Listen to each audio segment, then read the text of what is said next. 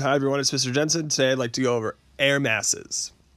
So air masses, they just describe the moisture content and temperature of an area of air. So the air that, like for example, that we experience in New York could have been from Canada, could have been from the Gulf of Mexico, could have been from Florida.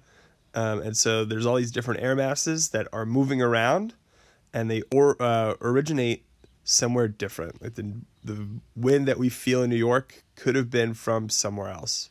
That somewhere else is called their geographic origin. It's just where the air is from.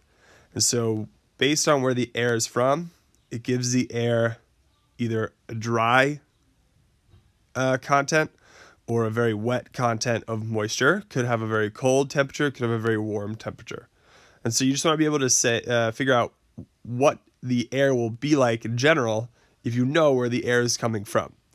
So the next page, I have a map from Google Earth, and I have just these blobs of air masses that I drew on and the way that they're going, and you want to be able to describe them. So I'll start with this one over here. All right, and so it's kind of like in the north. We would say it's pretty northern of America, and it's in the water. So I would say that it's probably going to be cold, and it's probably going to have a lot of water in it. So this type of air mass we would call Maritime Polar. So MP, Maritime Polar. Then just to the east of it, I have kind of the same latitude that airs up the same latitude, but it's over a continent. So this one we would call Continental Polar. That would be CP,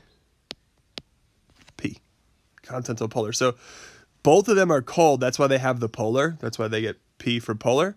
Maritime, though, means water. Continental means land. So maritime polar over the water, continental polar over the land.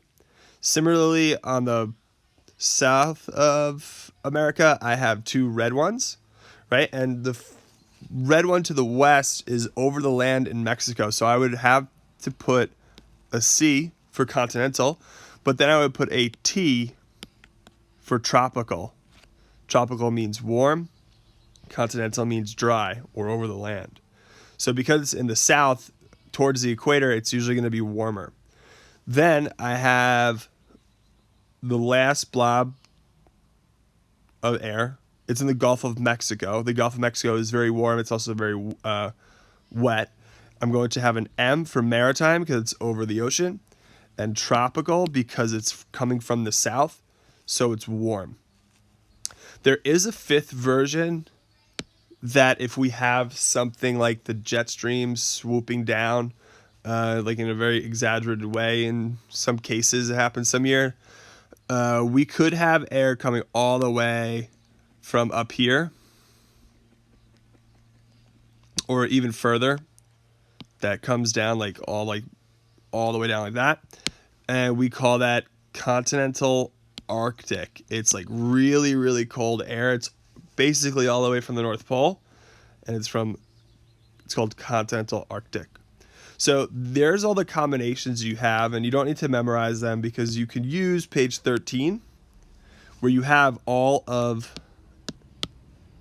the air mass abbreviations and what they stand for on page 13.